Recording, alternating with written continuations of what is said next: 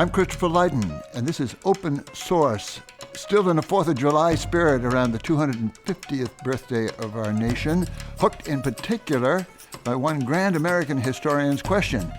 To wit, is the United States on the road to a new civil war? Welcome back, David Blight, Sterling Professor of History at Yale. Our guest before this on your Pulitzer Prize biography of Frederick Douglass, Prophet of Freedom. And now, David, you're our biographer of the American experiment, looking ahead by looking back. The experiment, you say, is in deep, maybe critical trouble. Is there an easy way to define the problem and understand it? Well, we could begin by defining autocracy or authoritarianism, because we are living under an executive regime which has pretty much thrown rule of law into the gutter. Our crisis is not solely of the making of Donald Trump or the executive branch of government. We have numerous important institutions that are largely dysfunctional. The Congress, for one. Yep. The U.S. Senate never was a democratic institution. It was set up that way. The Supreme Court, though very, very active, obviously, is losing trust. All the polling shows us that this is a Supreme Court that the large majority of Americans believe has become completely politicized. At least the process by which they are appointed is surely politicized. Yep. We have a Department of Justice, which is now seemingly wholly owned by the presidency, by the White House. Lawyers serving the president rather than lawyers serving the Constitution and the rule of law. Now, that's a crisis for our democracy by any measure. That's a crisis for our constitutional republic by any measure. This essay I've written about whether the United States is on the road to a new civil war, I don't answer that definitively, of course, as you know. I'm simply posing the question and then trying to show through some research, both from social science and from history, what the ingredients of such conflict are and could be. We have many, many warning signs right now of being at least partly on that road. Yeah, you've been teaching this in a year's course at Yale called America at 250. You made a sort of cautionary tale of it for the American Academy in Berlin not so long ago. In this conversation we're having, I'm counting on you to make a sort of story of it, a family narrative, so to speak, as you do even in opening. And I'd love you to begin again, as you did in Berlin, with that picture of Abraham Lincoln. Young Abraham Lincoln, 1838. He's a 28-year-old lawyer in Springfield, Illinois, addressing the Young Men's Lyceum, and he has an oracular vision inside it. He did. It's a dark vision indeed, especially for an ambitious politician. Yes, indeed. Lincoln was only 28. It's 1838. He offers to speak for this organization in Springfield, Illinois called the Young Men's Lyceum, which is where young, ambitious political types could strut their stuff. And so Lincoln did. And he wrote a very carefully crafted lecture. It was entitled The Perpetuation of Our Political Institutions. Now, he's posing that as a question. And what prompted him to do this speech was mob violence happening all over the Mississippi Valley.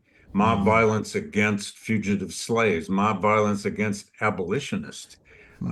Elijah Lovejoy had just been murdered the year before in Alton, Illinois, just across the state from Springfield. It was the second or third attempt to kill Elijah P. Lovejoy and to destroy his printing press. He was a pretty radical abolitionist, and they killed him. So Lincoln is concerned. What happens to democracy if mob violence is breaking out everywhere and people are just taking the law into their own hands? And he crafts this through a beautiful, harrowing metaphor. He says, what has this to do with the perpetuation of our political institutions? When shall we expect the crisis, he says? Yeah. And then he says, in a beautiful way, especially for one so young, that no European will ever cross the Atlantic or take a drink from the Ohio River in 1,000 years and conquer us. If we are ever to die, we being the American experiment, the American democracy, we shall die by suicide. He actually says there will be no Napoleon. Don't worry about Napoleon. Yeah. There won't be a Bonaparte. There But, won't be a great general at the head of some European army. but he's saying that the threat is real. Oh, and yeah. the threat of tyranny, and he uses that word, is real. But it would come from homegrown. He warns of tyrants, just like the founding fathers had. Right. One of the biggest cautions in, frankly, all the writings of the founders of the Constitution, although Hamilton certainly flirted with monarchy, is that they feared a tyrant. They feared a demagogue who could emerge in this new thing they'd created called the presidency.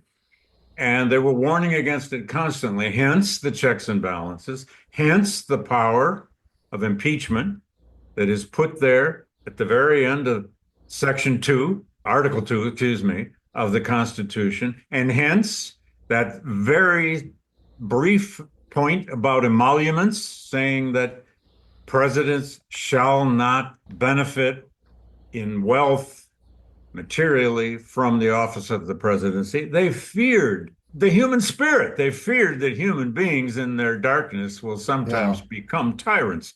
And we know that. They knew it from history. They may have known it better than we seem to, actually. But then Lincoln takes it a step further.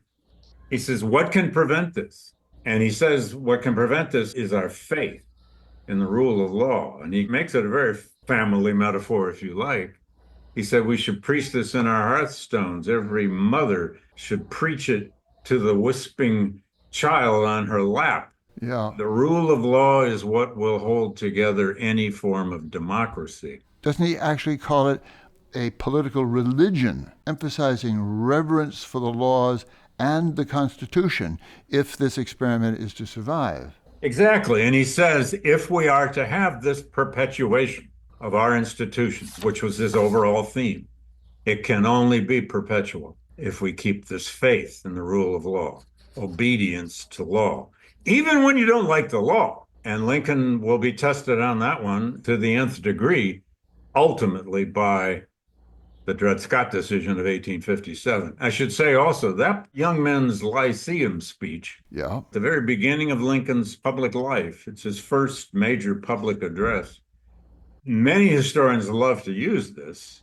I do. I start my course on the Civil War and Reconstruction with it because this is the man who will, of course, be president and have this terrible responsibility of trying to usher the Republic through an all-out civil war. So what he had predicted in 1838, in effect, does come true. It's not a single demagogue or a single tyrant, but it is an insurrection. It is secession. It is an attempt to break the American Republic into two. So the fact that he had said that so much earlier is a perfect gift to those of us who like to tell stories. Yeah. And you, with your own eyes today, David Blight, are seeing much too much fulfillment of that warning. Our ship of state is leaking, you say. Trump's lawlessness and his vanity are pulling us down in our own eyes. Trust in the Supreme Court, as you say, is at its lowest since the 1850s. And still the scars of the Depression and the 1960s are still visible on us. Does this say to you that we're on the road to disunion? Are we already there? No, not necessarily. You can be on a road to conflict. We're always on a road to conflict over something. A republic without conflict wouldn't be a republic. A republic is an argument. A democracy is always an argument. The question is, how do you contain those arguments? But in this essay I've done, I tried to show that we have many, many warning signs. Not only these institutions that aren't functioning very well, but we have a regime that is actually targeting democracy itself. The Trump administration is targeting our very democracy. Take, for example, the current fight over the so-called Save America Act. The Save America Act is an attempt to restrict the right to vote in all sorts of ways, from mail-in ballots to requiring voter IDs, to literally absconding with voting records in certain districts in certain states. To do what with? God only knows, by the Justice Department, so called. So, sometimes autocrats rule by violence, just all out violence. But generally, they get to this control of a society or power over a society's institutions in incremental ways. So we should be looking not for the moments when this regime wants to use the military to do something, but we should be looking for the incremental efforts they are executing to, in effect, take hold of many of our institutions. Some of those institutions, of course, the right to vote is one, the whole voting apparatus is one, but others are cultural institutions. Right. Like the Smithsonian, like the National Park Service, like all of the ways that we represent and convey and collect and spread the knowledge of American history. It's one of the primary targets of the Trump regime to try to take over the way Americans will learn their past. I think they're ultimately going to fail at that one, but boy, they're sure doing some damage along the way. The roots of this thing, David Blight, are pre-Trump. Oh, yeah. And I mention it because you got hooked, as I did, on a book called Bowling Alone by Robert Putnam. I think the year was 2000. It was about the breakdown of all sorts of American connections for which we're famous, togetherness in bowling leagues, but also parent-teacher associations, unions, and that sort of thing. Social capital, we called it. And then it came a wonderful book. I interviewed the author, Daniel Rogers. He called it The Age of Fracture, about a decade after Bowling Alone. In it was the thought that we had lost track of the American story along the road from JFK's long twilight struggle to Ronald Reagan's morning in America, overnight, so to speak, to a fresh charge. Ronald Reagan wanted us to think better of ourselves. That would bail us out. But what is today's public version of that kind of sloganeering and that popular sense of ourself? First of all, let's both express our respect for Dan Rogers. Absolutely. That's a brilliant book. And Dan was one of my teachers in graduate school, a brilliant historian. Dan can dive into the culture, immerse himself in it, and then come out and tell us what's going on. And he did just that. He covers the period beginning really in the 70s, but especially the 80s, from the age of Reagan right through 9/11 and its aftermath, and shows how we became a society, especially in the wake of the Cold War, when in the 90s, it seemed like we didn't have foreign enemies anymore. We were the only superpower. It was going to be a Pax Americana. And what happened to America? It turned on itself over gender, sexuality, race, religion, history wars, all kinds of culture battles.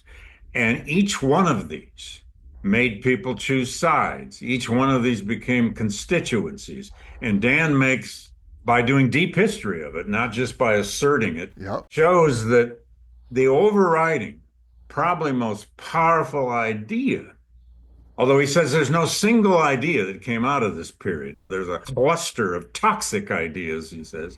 But probably the biggest one he shows was this notion of identity. Americans began to assert their identities, whether ethnic or racial or sexual and so on, or as immigrant or as citizen or not. And identity became something that eventually divided people.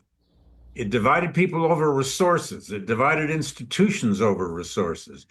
And pretty soon you had this incredibly pluralistic society, the most pluralistic the world had ever attempted. It began to fight about its very pluralism. Your identity, my identity, whose identity gets asserted most in creating the faculty at universities, in creating curriculums in the schools, which kind of history would be asserted now instead of that kind of history. And pretty soon Americans were just fighting with each other about everything from a museum exhibition to so-called history standards, big debate in 1993, 94, 95, and many other issues, including the place of religion in American public life. So pretty soon, turn of the 21st century, where this society kind of fracturing. And I like the metaphor of fracture because if we have a fractured ankle, our ankle may recover, probably will, but it's going to take time. It didn't break totally, but it fractured in many parts and it wouldn't function. We have fractured institutions. We have fractured bones Yeah. in the body politic, if you like. And you got to blame somebody too. And then came 9/11, boom. And as a culture, as a country, we did tend for what, a few years to unify. We really did. I mean, George Bush was a voice suddenly. The illegitimate George Bush presidency, in a matter of, what is it, the fifth, sixth month of his presidency, seventh month, he becomes a unifier suddenly. Until the war in Iraq. Exactly. For about 2 or 3 years, Americans found they went abroad in a foreign war that was essentially popular, our invasion of Afghanistan. We unified around this common enemy, which was terrorism itself. And who wasn't against that? New Yorkers who were as blue and liberal as you can get were honoring their firemen, loved their firemen because they were heroes. They went into the destroyed buildings on 9/11 and gave their lives. It was classic heroism in the oldest sense. And we had a new sense of some kind of unity about that. The world hated us. We didn't quite know why, but now we had to unify. But then came that decision, a terrible foreign policy decision in retrospect, Yeah. to invade Iraq, a war that became highly unpopular, almost as unpopular as the current Iran war. And we started dividing once again in the aughts. And the Bush administration, as you will remember, in 2004, used the Iraq war as a way of trying to get themselves reelected. And they did. And they were running against, of course, John Kerry of Massachusetts, who portrayed himself as a sort of war hero of the terrible disaster of the Vietnam era. And he got shattered for it by the right wing with those Swift boat commercials and all the rest. So here we were again, fighting about Vietnam, still struggling over Vietnam again. And another foreign war that was beginning to look like a terrible quagmire, and it was. And pretty soon in that second Bush administration, Americans were dividing once again in ways they did not fully understand. The key question, seems to me, David Blight, is what have we learned in that early round about fighting wars of ideas? Because we've got plenty ahead, and we don't seem to know how to do it. Yeah, Dan Rogers called it a contagion of toxic metaphors is what he called it. Well, what do we learn? I don't know that we learn very well, but we might have to at some point learn that Americans are very good at fighting for their parts. My part, your part, my identity, my group, your group, my generation, your generation. We're very good at fighting for our parts, but we're not as good as fighting for a sense of the whole, a sense of the republic, a sense of the nation.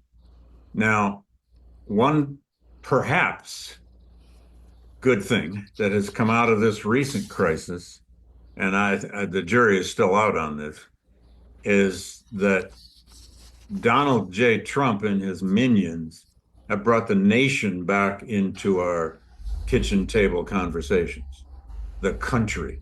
The fate of the whole thing, the fate of constitutional rights.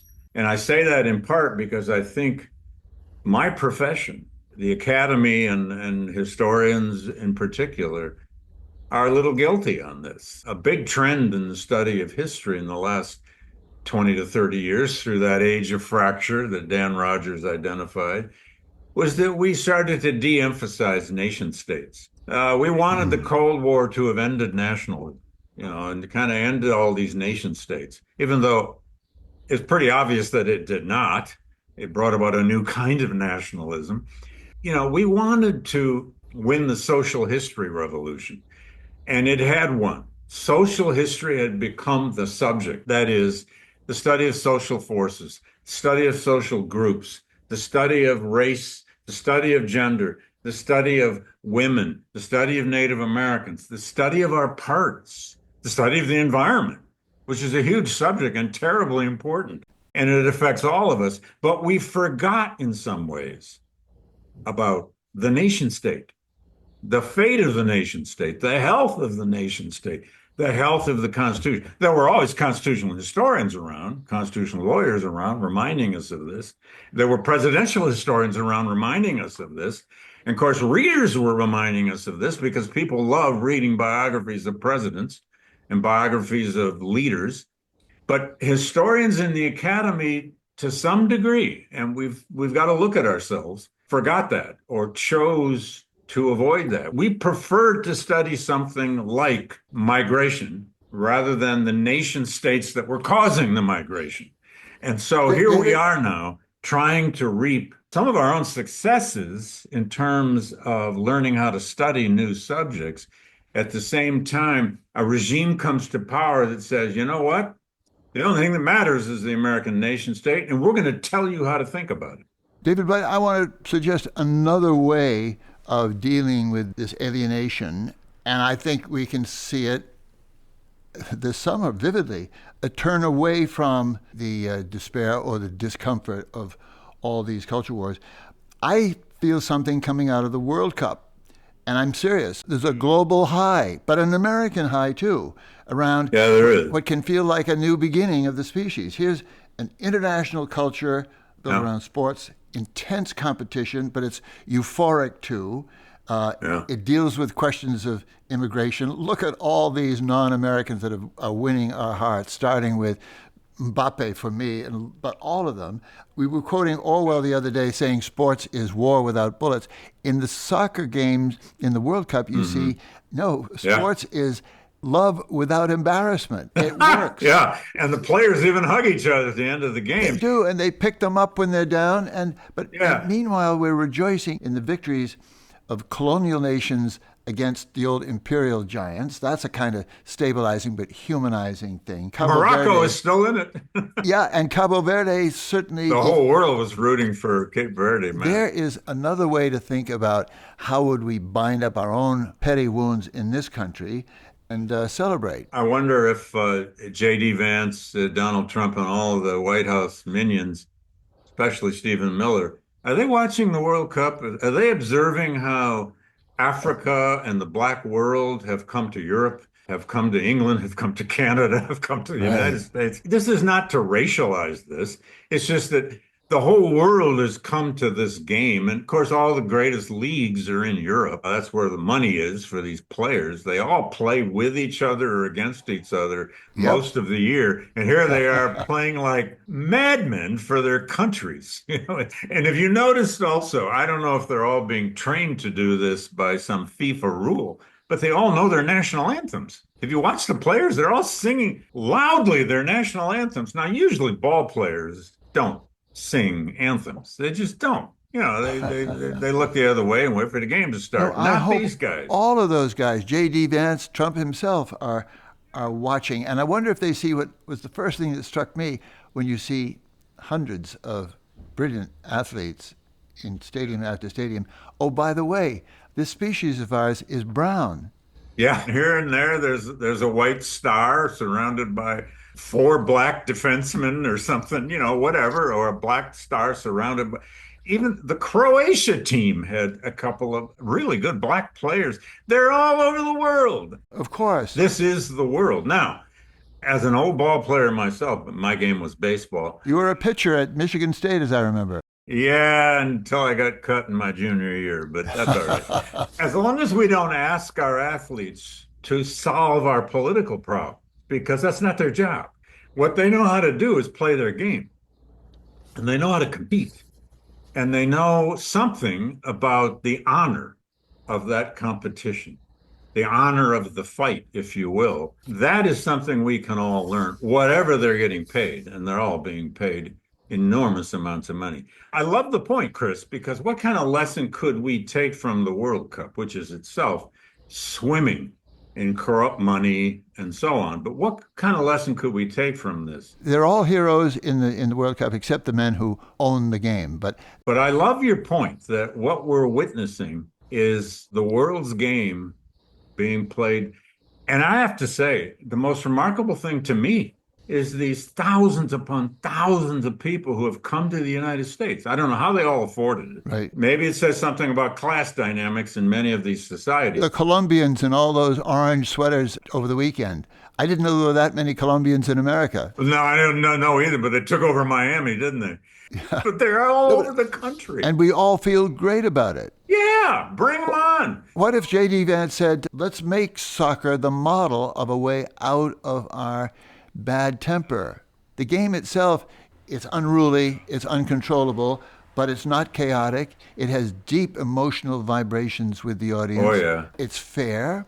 It's humanistic. It's a virtual perfect sort of building block, and we see it in action. You're reminding me of some of the great writers about baseball, because baseball is a very democratic game. Yep, and it's like soccer. You have little players, you have big players. You have older, younger. You have rules that you have to obey. It's a fair or a foul ball, by God. And now even strikes and balls are determined by a damn computer.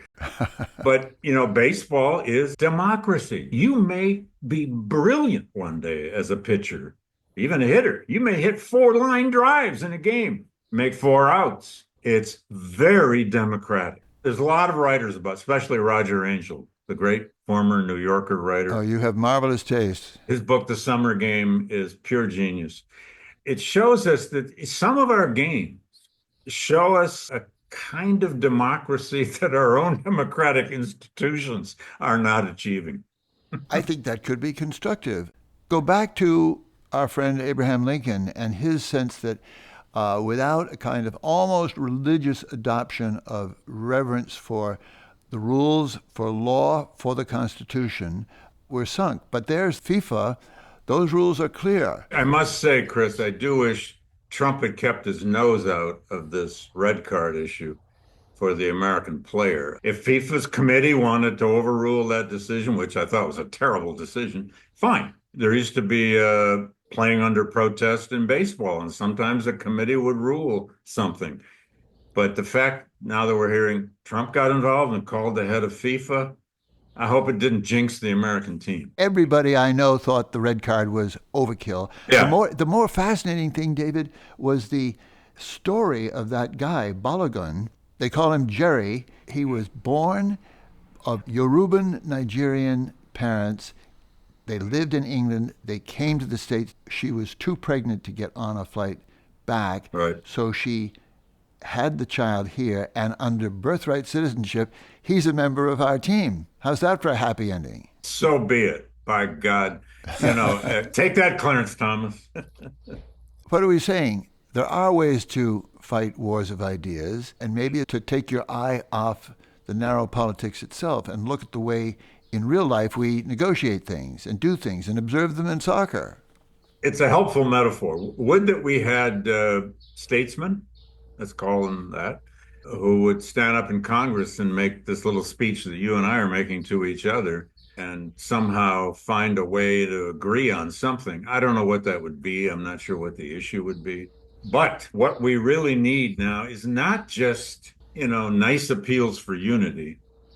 I'm beyond that. I don't think we're going to solve our polarization or our division by just saying, gee, let's get together. I don't think so. I think we have to have this fight politically. And it's going to probably lead to some kind of events. It might be an event based on a policy dispute, which would be good and doesn't become violent. Although there might be other events. If I've learned nothing else from decades and decades of doing history, Chris, it is events that make people change. Think of Minnesota last winter and the immigration issue. Think of so many other major events in our history that suddenly made everybody change their point of view, or at least declare their point of view. Pearl Harbor, 9/11, on and on and on. The election of Obama. And the election of Trump in 2016, that was a shocking event. We are probably going to have, I don't know what they are, in the next year, 2 years, 6 years, however many, we're going to have events that have that quality of the shock of an event that change us to move this way or that way. I hope those shocks are not violent. Sometimes they are. Often they are. I'm not trying to predict any particular event, but I don't think this society changes or reacts just through persuasion. I think it happens because something forces them to. How do we make them teaching moments? And I would say, how do we make the World Cup competition, the incredible success of it, the popularity of it, the heroism in it, the sheer sport mastery, how do we make that a teaching moment? Although I don't think that solves our political problems. We still have to solve our problems through politics. Meaning what? It's got to be put to a public vote on a November Tuesday? Yes, public votes, public negotiations, discussions within our political institutions. There are things happening in state legislatures that have been for decades. State legislatures have been for a long time the laboratories of democracy, as David Pepper's recent book showed. Right. If Democrats can finally learn what Republicans learned, which to take back control of certain states, they might control certain kinds of legislation, which can then begin to change the country. Let's not forget, women's suffrage began at the state level first. A lot of anti-slavery work happened at the local and state level first, even when it reached its political stages by the 1850s. Labor laws, populism began locally. The graduated income tax. Exactly. In fact, workmen's compensation began in the state of Wisconsin. It came out of a vision of a kind of populist democracy. What's happened, though, of course, as you know, is that our politics has become totally nationalized. That's partly the work of the media, because local media can cover local politics, but it's only known to the people who live in Peoria or wherever, Boston. So I have hope about this because there's a lot happening at the local level in this country. On the other hand, if we can't stop and blunt this takeover by the Trump administration, by the executive branch of government, of so many agencies, even destruction of certain agencies, takeover of certain cultural institutions, at the federal level, there will be very little left at the end of Trump's presidency of the old New Deal civil state, the civil state that we all rely upon, from workmen's compensation to Social Security to the funding of public education. We have to fight locally, as everyone likes to say, but we have to stop this authoritarian regime at the federal level, or it could consume all of us. I've got to ask, what's the role for intellectuals, teachers, thinkers, academic or otherwise? Are they being allowed to do their job before somebody comes up with an AI digitized solution to these battles of ideas? The role of intellectuals has always been a fascinating question in this culture, hasn't it? Now it's a new question because of AI. In just 3 to 4 years, it has directly affected how we teach. It has directly affected how young people learn. It has directly affected how people read, how people even choose their sources of knowledge. And we don't have any control over it. We don't have any regulation of it. I'm pretty much a Neanderthal when it comes to AI. I don't want to use it. I certainly don't want to write with it. It can assemble data for us, I guess, although I haven't even done that. But that role of intellectuals, the role of teachers, it's an old-fashioned role. Yeah. It means fight for what you know, organize what you know, put it into a course curriculum, and teach it. Now, this means that we've got to find new ways, always got to find new ways to gain the attention of students and the attention of our public constituency. And I'll say lastly, in my profession, and there are a lot of us doing it, we have to get out of our ivory towers, we have to get out of our gates, we have to get off of our campuses, whether that campus is a high school, a public high school, a private high school, a public or private university. We have to get outside into the public, where only 47% of Americans ever go to college. That's worth remembering. Half of us do not go to college.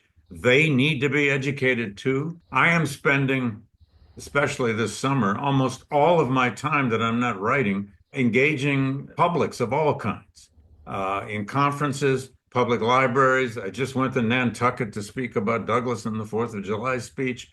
The Berlin business was another of these efforts. And speaking with us is a great gift, and we appreciate it. I'm on about 5 podcasts this week. Yours is, I'm sure, going to be the best. Well, because you take this so seriously. But those of us who have managed to get tenure and have any kind of a public voice because we have a readership or something, we have to speak out. We can't just sit still. And I can tell you, historians have been organizing as best they can with limited resources through our associations for years to try to fight the authoritarianism of the Trump White House. Yep. And we've had little successes and lots of failures. David, before we're done, take it back to Abraham Lincoln, who addressed the problem before it was obvious. As I read your quotations from Lincoln, he said, realistically, our government might fall into the hands of bad men and that we could survive it, but we must have law and a rule of law that sustains it. How would you apply that, as we say, almost religious mandate to our present situation? Well, we should preach it. We should name it. How many people in their daily lives confront anybody who's talking about the rule of law? How many teachers, whether they're in a math class, a chemistry class, an English class, or a history class, may think up a lesson to bring something around to this idea that a society can't function if it doesn't have law, if it doesn't have some kind of rules. Take your World Cup metaphor again. Sports can exist because it has rules. Without rules, sport would become chaos. I mean, you can still play a baseball game on a sandlot among kids with no umpire, and they'll probably work it out because they're just out there to get the best of each other. Or a soccer game behind somebody's garage in a field. But the rules are the same. You either put that ball in the net and you do it fairly, or you don't. Now, it's the same thing with a society. Who wants to live in a society where you come to the conclusion, and I think millions of Americans have concluded this. This is the danger of our moral rot. Who wants to live in a society where you do not believe that if you go to court, if you sue or get sued, if you have a terrible ticket from the police or any ticket, if you cannot go to court and trust that institution, if you cannot go to a lawyer and trust that lawyer's profession, if you have a congressman who absolutely will not respond, who wants to live in that society where there are no rules of law or practice of any kind? Nobody wants to live in that society. You're reminding me of my father, who always said, the job of the umpire is not to call it right. It's to keep the game going. And we all have to trust that. Right. I want to go back to the end of your Berlin talk. I think it was a questioner who wanted to know, are we safe? And your answer was, I don't know. Right. And the last word from the audience was, thank you. Can we live with that? Well, we have to. I also had a questioner in Berlin, a German gentleman who got up and asked a very careful question. He wanted to know what percentage of the distance on the road to a civil war we are at this very moment. He even said, are we at 60% likelihood, 65% likelihood? I said, sir, there's a lot of social science that helps us understand this. There's a lot of data we can bring to this about when democracies fail or don't. But no one can tell you what percentage of the distance down this road we are. We have to be ready to deal with the ambiguity of history. We have to be able to fight for control of the narrative of history. At the same time, we know it's often ambiguous. No, I do not think we are safe. If by safe we mean, I'll go take a nap, it'll be all right. No, we've been napping too long. It's no time for naps. It's time to fight. It's time to organize. And frankly, I think we need more than these magnificent No Kings rallies. My concern about the nature of the protest and resistance to the Trump regime is that liberals and the left are often so good at making signs, brilliant creative signs. But the next steps, what are the next steps? The civil rights movement tells us the next steps probably have to be some kind of civil disobedience. I don't know exactly the form that should take yet, but I hope and expect that it will. David Blight, it's a treat, it's a privilege to hear you, and it's very generous of you to make yourself accessible again and again. It's fun, among other things, to hear from an authoritative voice of that history. Thank you. Thank you, Chris. I enjoyed it. Let's do it again. We will. David Blight is the Sterling Professor of History at Yale. You can find a link on our website to his recent talk at the American Academy in Berlin. It's titled, "Is the United States on the Road to a New Civil War?"